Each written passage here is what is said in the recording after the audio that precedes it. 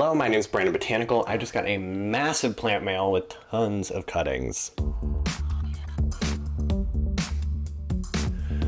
So I'm going to show you how I deal with it quick and dirty because I don't have time to put a lot of effort into this. So these cuttings got sent to me from Danny at Houseplant Collective. Truly an angel. What a blessing. What a treat. What a dream.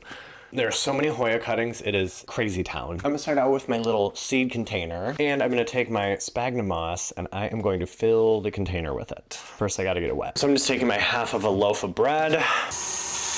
And I spilled a bunch into the sink, because why wouldn't I? We have wet the moss. I did not squeeze it out because I am lazy. Squeeze it out, it'll dry out too fast and they'll all die. We're keeping it wet. Here we are at the table with all of the cuttings. You can't see them yet. We've got our propagation box going on here. What I'm gonna do, because it's filled up to the brim, is I'm gonna take off the first half layer and put it in this bowl. This is what we'll use to dress everything once we're done laying the cuttings down. And actually, this is a lot of moss, so we may keep some of this for another project. I'm gonna make sure everything is nice and loose so there aren't like big chunks for the roots to have to push through. This is a weird angle, but I feel like this is the best way to get everything in. We've got a nice even layer of the moss. I'm gonna grab some of the ones that I had in the fish tank because I feel like they were getting a little rotty. And the ones from the fish tank will have a little bit of root, so I'm gonna make sure I place that and then take some of the moss and cover those roots up so they stay nice and damp. I'm gonna focus on the smaller cuttings for this box because I do have some absolutely massive ones. These I think I'm just gonna end up throwing in the fish tank because they're just so big, like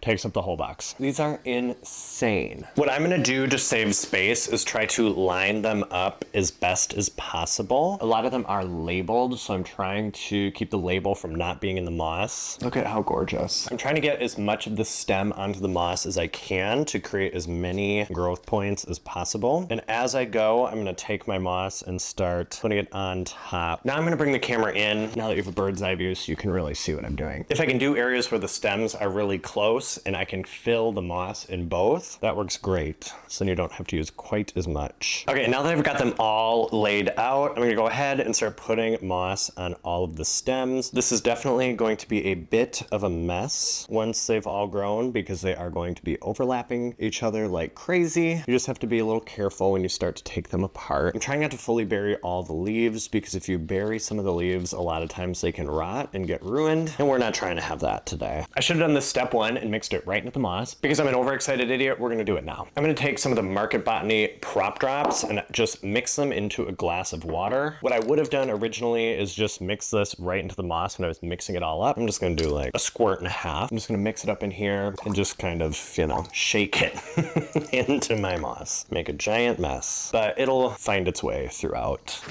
Give it a good little shake, and voila, that's how I boxed up all of these Hoya cuttings, and hopefully they will all root, and I'll have a ton of new Hoyas. Anyway, thank you so much, Danny. I am so excited. I literally, you're so kind. Stick around for more plant tips and watching me rebuild my plant collection from the ground up. You can find me at Brandon Botanical on all platforms and brandonbotanical.com. Make sure to subscribe to help my channel grow. I'm gonna show you guys more plant tips and more fun things like this.